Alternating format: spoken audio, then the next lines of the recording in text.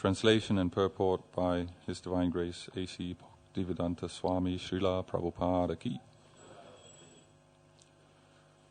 If the illusory energy subsides and the living entity becomes fully enriched with knowledge by the grace of the Lord, then he becomes at once enlightened with self-realization and thus becomes situated in his own glory.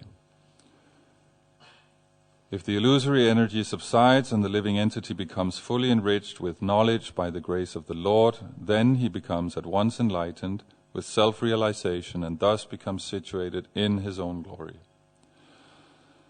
Purport. Because the Lord is the absolute transcendence, all of his forms, names, pastimes, attributes, associates, and energies are identical with him. His transcendental energy acts according to his omnipotency. The same energy acts as his external, internal, and marginal energies, and by his omnipotency he can perform anything and everything through the agency of any of the above energies. He can turn the external energy into internal by his will. Therefore, by his grace, the external energy, which is employed in illusioning those living beings who want to have it, subsides by the will of the Lord in terms of repentance and penance for the conditioned soul. And the very same energy then acts to help the purified living being make progress on the path of self-realization. The example of electrical energy is very appropriate in this connection. The expert electrician can utilize the electrical energy for both heating and cooling by adjustment only. Similarly, the external energy, which now bewilders the living being into continuation of birth and death, is turned into internal potency by the will of the Lord to lead the living being to eternal life. When a living being is thus graced by the Lord, he is placed in his proper constitutional position and enjoy eternal spiritual life. Om Agyanatimirandasha Jananjana Shalagaya Chakshurun Miljamina Tasmai Shri Gurave Namaha Sri Chaitanya Manobhistam Stavitam Yena Bhutale Swayam Rupa Kadamayam Dadati Swaparantikam Vanchakalpatarubhyascha Kripas Sindhubhyevacha Patitanam Pavanebhyo Vaishnavebhyo Namo Namaha Jai Shri Krishna Chaitanya Prabhu Nityananda Shri Advaita Gadadara Shri Vasari Gaura Bhaktavrinda Hare Krishna Krishna Krishna Hare Hare Hare Rama Rama Rama Hare Hare. So it's all one.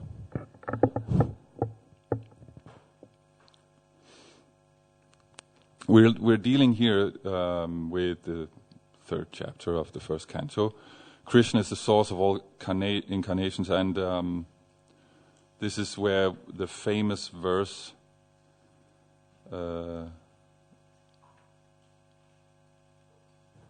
verse 28 states Krishna to Bhagavan Swayam, right? So the Krishna is the supreme personality of Godhead. Because there are so many personalities of Godhead, right? So which is the supreme? Sorry, I have a wardrobe malfunction here.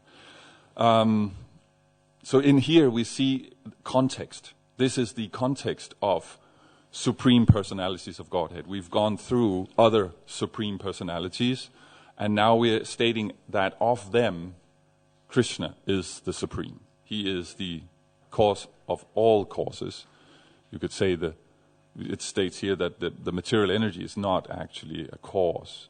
It's an effect. The Brahman is the cause of the material energy, and then we can go up to the Paramatma and various incarnations. But at the top of the pile, we have Krishna, right? So he is because you have so many ideas. You have Shaivites, you have Lord Brahma is described as a supreme person. So it seems like there's a discrepancy, there's some confusion. But that's because we have to see in the right context. So here we have a chapter that is dedicated to describing supreme personalities, and in this chapter it states that Krishna is the supreme. Right? In other in parts dealing with the construction of the universe, we might see Lord Brahma being discussed as the supreme person, but that's in a limited context. This is the context of the supreme. So the supreme of the supreme, that's Krishna. So that's a thing we have to get used to in the Vedic, is that you have perfect, more perfect, and most perfect. Because that's with the duality of our materially contaminated minds, we think, oh, so then they're less, right? Sometimes we may describe Lord Shiva in a way that is maybe not less than flattering, but at least he's a devotee, you know. But and then we're actually making a small offense.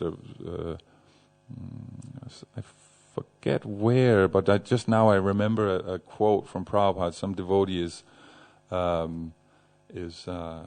saying that Lord Brahma, I mean, he's a demigod. He's not really, and Prabhupada was very angry because that's not the proper. You know, there's like Krishna, his incarnations, the demigods, then there's the sages, and then there's 50 feet of dirt, and then there's us, right?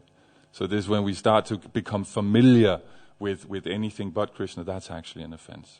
So that is because we're taking things out of context. Why? Because we have false ego, right? We have false egos. This whole material energy, as it's stated here, it's the same. There is no material world. The thing that we think there is, that's what actually is the material world. Our conception that there's something that's not the supreme, right? This is the temple, we have the deities, they're definitely supreme. Temple room, kind of supreme. But then as you venture south towards Oxford Street and Piccadilly Circus, not so supreme anymore, right? That's Maya. So the idea, outside is not Maya, but thinking that there's inside and outside, that's Maya, right? Thinking that there is a difference, that's what makes Maya, right? For Krishna, it's all the same. He's everywhere. It's like, I was just reading yesterday, see if I can find it. In Bhagavad Gita, here we go. Yeah, in 13th chapter. Text 13. I'm just going to do the English. I shall now explain the knowable, knowing which you will taste the eternal. Brahman, the spirit, beginningless and subordinate to me, lies beyond the cause and effect of this material world, right? So that's the cause of the 14. Everywhere are his hands and legs, his eyes, heads and faces, and he has ears everywhere. In this way, the supersoul exists, pervading everything. So, depending on what we've been up to lately, that's either really reassuring or kind of scary, right? Because there is no corner over where you can hide from and do your material business and then come to the temple and repent, right? It's the question I get by far the most is how to balance material and spiritual life, and that's why it becomes difficult, because we're seeing it as material life. Material, the definition of material is dead.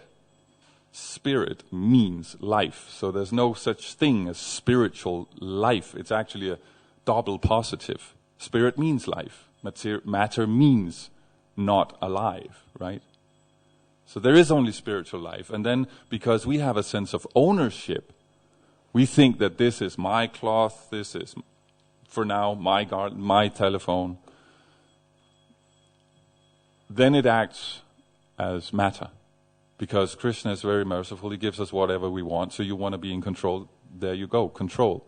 And stress, social anxiety and depression ensues, right? Because we're not the controllers. However, if we put ourselves in the right context, it's all about context. If we put ourselves in the right context, that we are part of the energy and the energy flows by the will of the Lord, then suddenly it doesn't act as external energy anymore. It doesn't act as material energy. The problem with material life is that it decays. Everything material, it decays. It doesn't grow, right? You build a house, you come back 40 years later, it's not as pretty as it was. You know, so the theory of Darwinian evolution is that you start with a pile of rubble, you come back after 40 years and you have a house. It's not really something that we see in the world. We see the opposite consistently happening, that material things, they decay. You buy a Mercedes, it's around, one of the cheap ones around 30,000 pounds. The moment you drive it out of the shop, it depreciates about 8,000 pounds, something like that, right? So that's material life. That's why you have to work really hard for it. It's out of context. It's an unnatural position, right? You have something, you hold it out of its natural position. I'm holding this, and I can do that because I'm also energy, but I have to keep adding energy. It's not natural position. I have to keep using my strength and my determination to keep these cartels floating, right? But I'm not going to try. I'm just going to put them down now. But let's pretend I give the whole class with this to prove a point because I have a false ego about proving the point. I'm going to be suffering more and more. I'm going to be focusing less and less on giving you a class and more on my stubbornness in holding up these cartels. And finally, it's just a matter of how stubborn. I'm very stubborn, by the way, but it doesn't really help me. I'm still going to put them down at some point. That's really good news.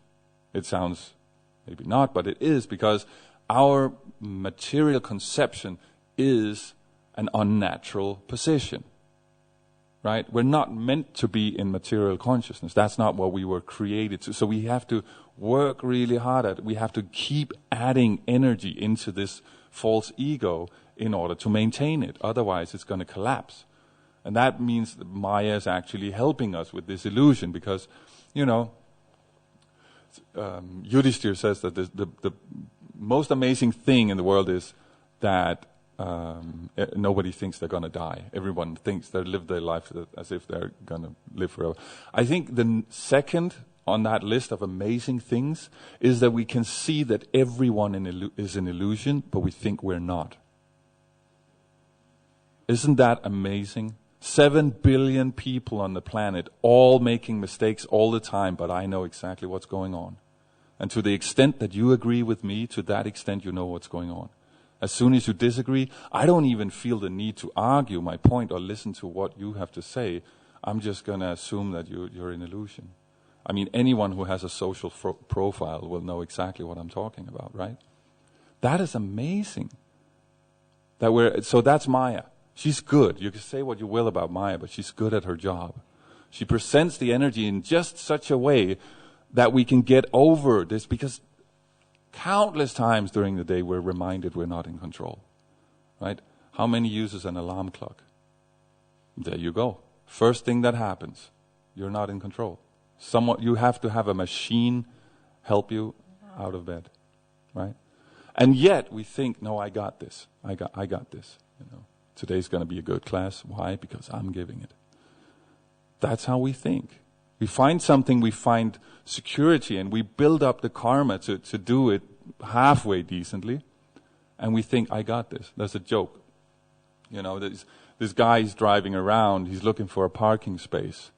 And it's just not there, and he's praying to Krishna, Krishna, please find a parking space for me. And in that moment, a car drives out from a park, and it opens up and he said, never mind, I got this. That's Maya, right? That's how it works. So we have to always look at things in the right context. Now, there are various coverings. Maya means covering. The world is not covered. There's not a problem with the world. Whenever something goes wrong, there's not a problem in the world. When the bus is late, or when it rains and you're outside, you forgot your umbrella, it's all arranged. Because if you just get the way you want it, you're going to be, I'm going to use a nice word, you're going to be annoying. Right? We start out as babies. So what is a baby? A baby is me. That is called Annamaya Kosha. It's the fifth covering of just the senses. I want to poop, I want food, I want to make a lot of noise and get a lot of attention. That is the baby. It's fine because it's a baby, so we're not really fried out about that. But as time goes and you grow older, we would expect that the general, there's some more refined etiquette starts to develop, right? And you become a child and you start to relate to people. That you find out that maybe screaming is not always the best way for me to get what I want. Maybe sometimes I can be nice. Maybe sometimes I can negotiate. Maybe sometimes I can make agreements with other people that we can help each other, right? Still 100% selfish. It's just that this is a better, more effective way of getting what I want. I get less trouble in this way, right? Pranamaya kosha. We're including other people in our selfishness. Now, as we grow up, Because there's a difference between grown-up and adult. Right? Grown-up happens automatically. You're grown up. There's not really much to do about that. You grow up. But becoming an adult has to do with principles. The understanding that you are not the center of the universe. You are an agent in the universe. You are energy. So that's the level of Dharma, right? The third level. That is what we call the human platform. That you acknowledge that there are universal principles at work. Physics, math, so many things, but also behavior. There is a certain thing, if you see people who are successful, there are certain things that you see repeated in those people. It's not random. There are patterns, right? So level of Dharma. Still selfish. Because it's the best way to get what I want. And you can get consistent. If you know how the machine works, right? It's like a gigantic clockwork. I'm a little bit into fine clocks because they're kind of like the universe. They have all these intricate. If you see the Vedic model of the universe, it's like a clockwork, and it's kind of beautiful. So if you understand how the mechanisms are working and how this is moving, then you can get exactly what you want. You can get consistent, good results. And unfortunately, you become attached to that. Because when you've given so many classes, you become attached to a certain level of response, and sometimes you don't get it. I was giving a lecture for some non-devotees recently, and I said, I'm not going to say what I said, but I said one thing, and I immediately, I wish I could do like this, but you can't. I said it, and it was just like everyone just shut down, and it was just like, walking through the desert the last 15 minutes of the talk, right? And I was a little bit like, why is this happening? I've become accustomed to a certain response when I talk, and suddenly this happened. So I became attached. I became proud, and that messes it up. And it's temporary anyway. Everything is temporary anyway. It doesn't matter if you know exactly how it works. It's still temporary. So it's not really happiness. It's a bit of enjoyment. There's a difference between happiness and enjoyment, right? Enjoyment is an experience that is related to the senses and the mind, right? Whereas happiness is related to your identity. It's a steadiness, a contentment, right?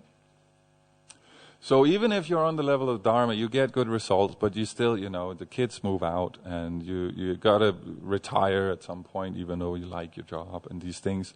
So everything keeps moving, and that's why we have to detach ourselves. And now we're getting closer, because now we realize I'm not actually all of this.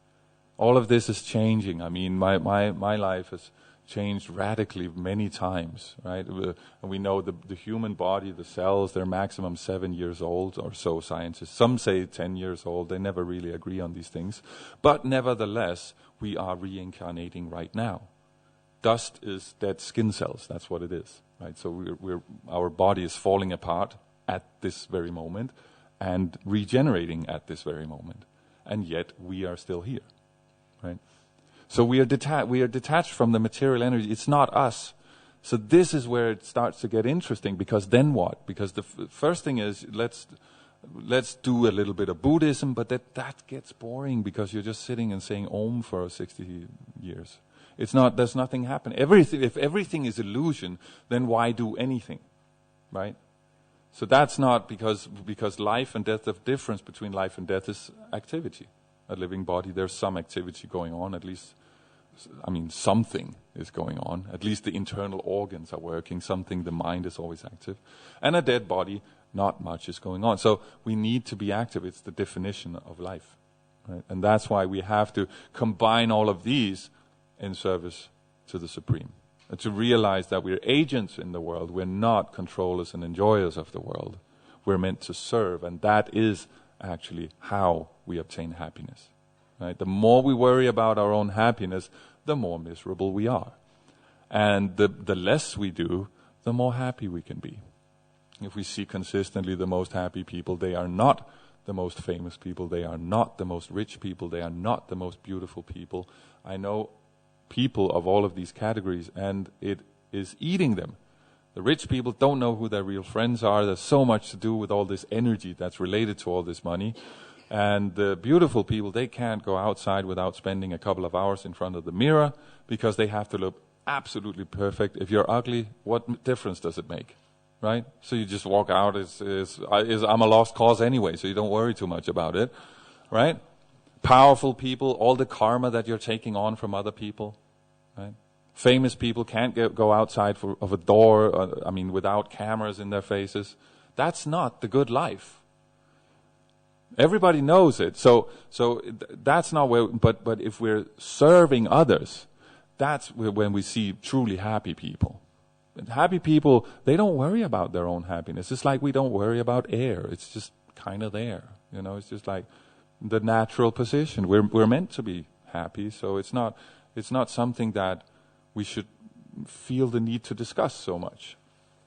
Whereas those who are unhappy, they're always talking about it. Why is this happening? Oh, it's so difficult being me, and so it's just pure logic. You don't even have to go to Shastra. You can see it. It's perceivable. It's prajakya. It's not even logic. You can just see it. Just go out and look at people who look happy. Now I was mentioning Oxford Street. Sometimes, once in a while, the Harinam comes walking down Oxford Street. So you take a look. Who looks happy? Right? So because that's people who are closer to the right context of being a servant, an agent in the world, not a controller and enjoyer. Because that's what makes it difficult, that false ego, that idea that I'm in control, I know what's going on. That illusion, that is what messes us up because it takes us out of the right context. So we see Dharma, we were talking about yesterday, how sometimes etiquette doesn't trump Dharma. Right? Dharma, etiquette belongs to extended sense gratification. It's morals. It's pranamoy.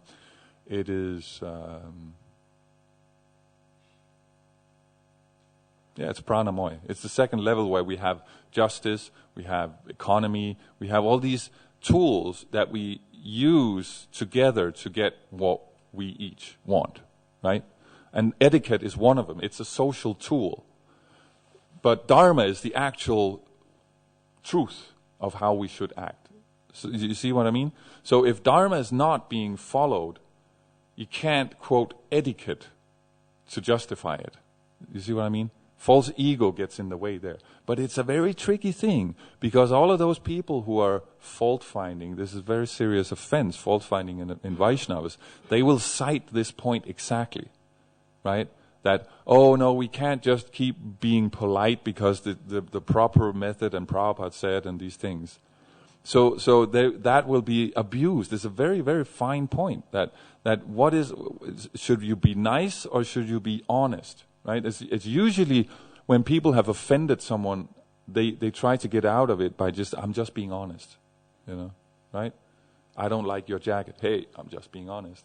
It's a great jacket. It's just an example, right? I'm just being honest. But what are you being kind, right? That's the 17th chapter of Bhagavad Gita. Is that when we speak, we should be kind, beneficial, and truthful, right? Actually, honesty is not the highest in this hierarchy. Beneficial, obviously, when we're taking supremely beneficial, means bringing people closer to Krishna. That is higher than truth. I mean, truth in a factual state, because what is factual truth? You can look at things from so many angles. What is it actually? It's usually something we use when we try to control other people. No, we should be honest. That means I should know everything that you're doing, right? It's not actually, it's not kind. We use honesty to manipulate on other people, right? So in the right context, we want everything, right? We want humility, we want etiquette, we want dharma, but we have to look at is it beneficial? Is it bringing us closer to Krishna or is it not? And it's a very subtle point. And the only thing that really helps us in this context is sincerity. Because you can argue so many things. Again, back to the social media. If you know social media is like Vaishnavas. And sometimes I know them personally, and they're good Vaishnavas. The arguments and discussions they can get into on media. I mean, because another thing is if you do it in person, because there's much more to relate to. There's a whole facial expression. You can give a hug, and it's easier to. The sound of the voice is he joking now? And there's so much more information, right? So that sincerity in actually trying to please the Vaishnavas and actually trying to make progress rather than getting what you want, that's where the key lies, right? And in that sense, if we have that, it's Shraddha. It's faith. Faith means faith in something else than yourself. That's what Shraddha means, right? That you've reached to a point of this Sukriti, we call it, where you realize that the world is actually not a bad place. Now that is a mind-blowing realization for many people, right? It's me against the world. I'm just looking out for number one. That's a completely acceptable thing to say in modern society. But when you reach a certain level of Sukriti, like a spiritual potency, you see that no, it's not like that, because those people who have always gotten what they wanted, they are grown-ups, but they're still babies. Right? They've not actually become adult. It is when the world does not go our way, that's when we grow. Right? So we have two options when we have this realization. We can either learn or enjoy. Where's the bad in that? Right? So we realize the world is not actually a bad place. It's meant to educate us. And the best people in the world, usually they've gone through hell. Right? And the worst people in the world, they were born with a silver spoon. So that's quite nice, because now there's no suffering. There's pain, there's discomfort always, but the suffering goes away. Right? Because you see the right context. That's when you move forward. Right? So that's the Shraddha. Prabhupada said at one point that prema is just mature Shraddha. We have all these, from Shraddha to Prem, Shraddha, Sadhusanga, Bhajana Kriya, Narcha Nivriti, Nishta, Ruchi, Asakti, Bhava, and Prema. But the only reason we call them that is because as we grow in our Shraddha, in our faith, it takes kind of different nuances. But it's actually all going on at the same time. I'm sure we all have these experiences at, festivals or some prasadam feast or something. There's some bhava coming up there, right? It's there. Actually, bhava is the fuel that drives all of it. Even our false ego is run by bhava. It's just running in the wrong direction, right? But there is no material energy. It's all the Lord's energies. But depending on whether we see it as ours, it'll act differently, right? So that's the beauty. That's the difference between Bhajananandi and Gostyanandi, right? Bhajananandi is situated spiritually. He's distinguishing between the material world and himself as spiritual. But that's still Maya. The Gostyanandi, the preacher, Prabhupada, he sees everything as the Lord's energy. Everything is transcendental. Prabhupada was not in the material world, right?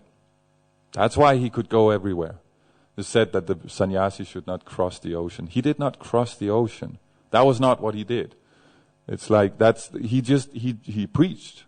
A part of that happened to be going across some water, but it was not a goal for him. It's not that we have to see goal and activity as different, right?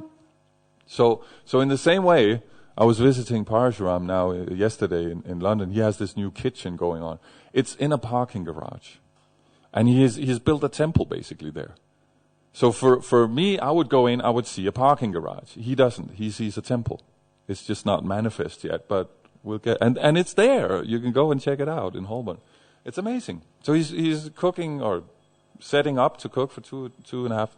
Jai Shri Radha Gokulananda ki, Sita Ram Lakshman Hanuman ki, or Nitai ki. So he's setting up to cook for 2,500 people, and so that's transcendental, right? Spiritual means I'm here, I'm doing my sadhana, I'm spiritual, I'm very self-realized. Transcendental means it doesn't matter what you do.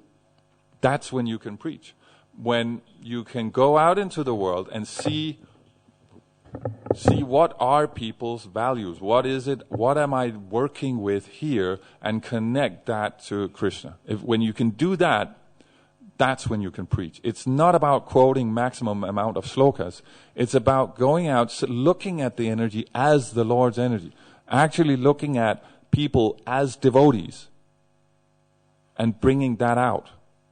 Because everyone has a value. You do not act without a desire, without a value. That's the detachment weakness, is that you remove the negative. But if you're focusing on removing, you'll remove the positive also. That's how energy works. You can't have a sound wave that only goes down and then, it goes up and down. That's how energy works. So when you when you're focused on removing the negative, you will remove the positive also, because why would you act? Right? So everyone has a desire. Everyone who's moving around there's some value, some desire, some bhava that's moving them. You find what that is, and you connect it to Krishna, and you have just transcendentalized them. That's preaching, right? So it's the books are a great tool, but that's what actually turns people around. That you can see that there's like 3 steps. First, you acknowledge that they're there and their opinion, so they feel like included. They feel like you know them.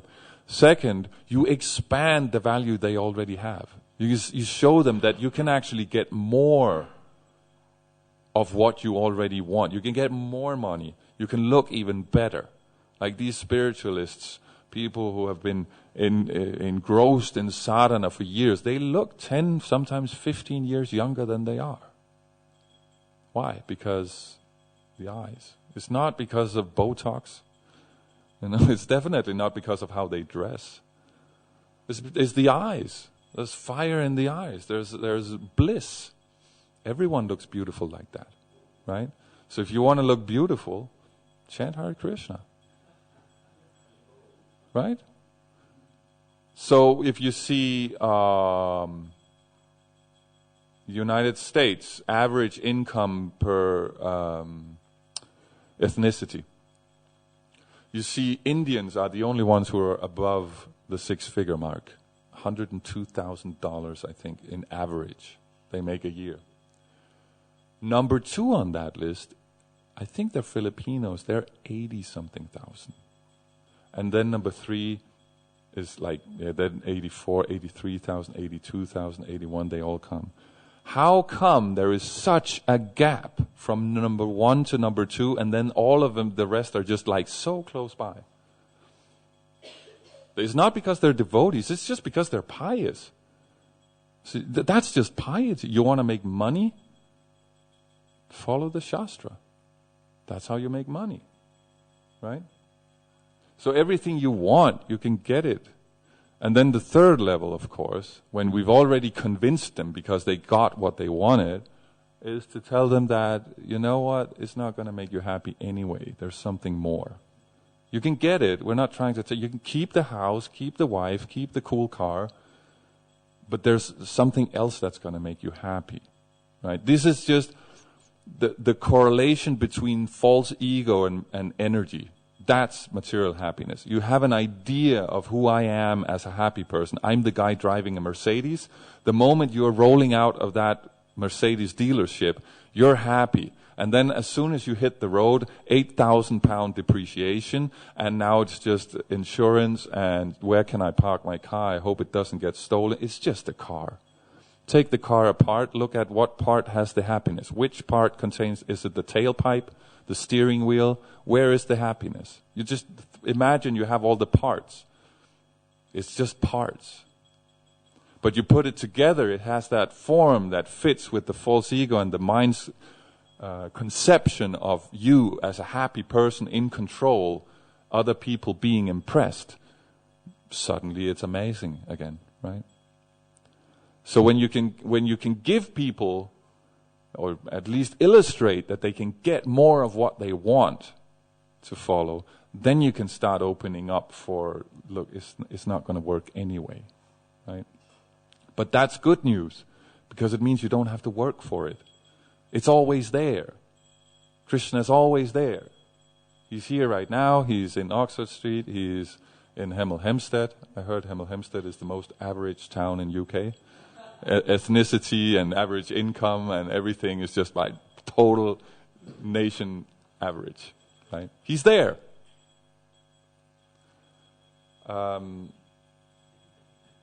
So that's the actual reality. There is no material world. We keep inventing it because we want to be in control. And Krishna allows it because if you want to, then go for it. And then we start blaming him. That's not fair. So that's why we're trying to flip it around, go the other direction, and realize that it's all transcendental. It's all transcendental.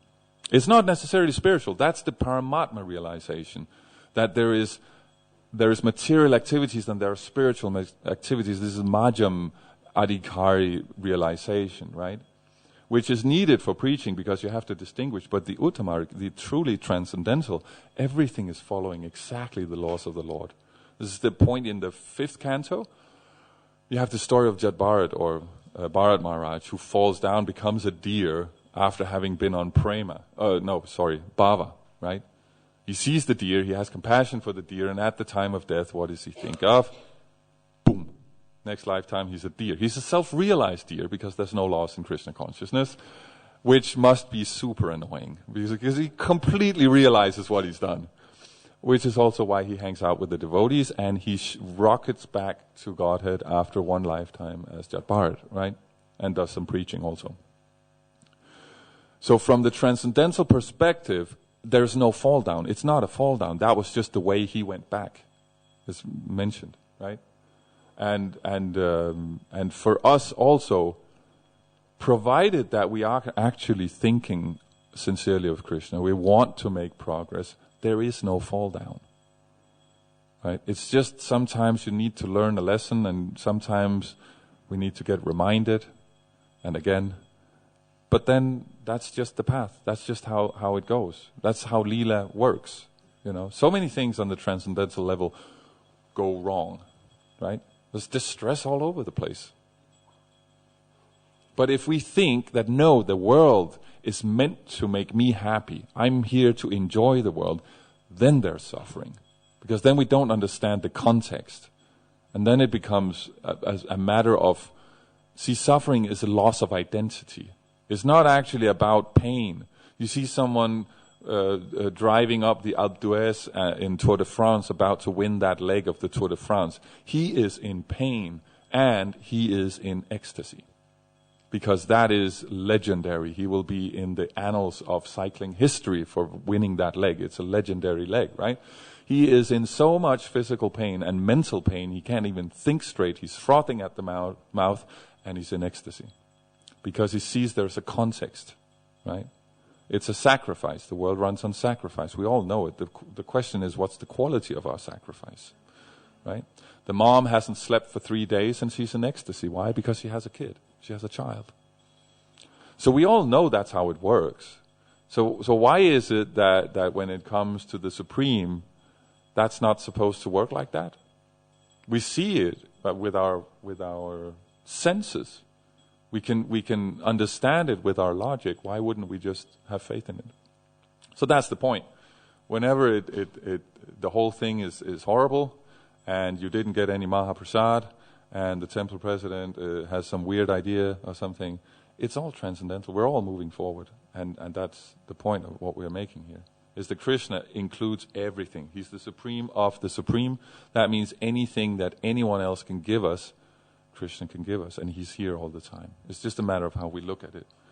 Are we looking at it materially that, oh no, actually I'm in control here. Krishna, he's some kind of guy up in the sky. Are we looking at it as Brahman? That it's all one. It doesn't matter what I do, Are we looking at it as Paramatma realization, that there is a process, sadhana bhakti? Or are we looking at it truly transcendentally?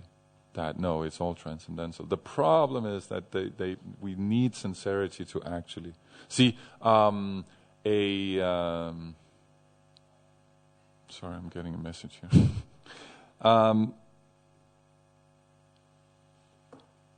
we were saying before with the etiquette and the dharma, that you can easily fake transcendence, right? That, oh, I'm so transcendental, I don't need to this, that. Whenever anyone asks me a question about do we need to do this or that, or, Nirjala Ekadashi, whatever, I always say you don't need to do anything. You don't even need to be a devotee. You don't have to chant Hare Krishna. You don't have to get up in the morning. You don't have to go to work. You don't have to go to the dentist or look before you cross the street. You can do exactly what you want.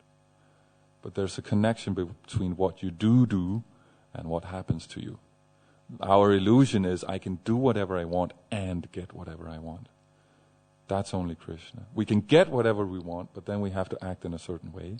Or we can do whatever we want, and then we have to take whatever comes. So choice is ours. So that's why as sadhakas we say, okay, let's go for the goal. Let's look at these guys up here.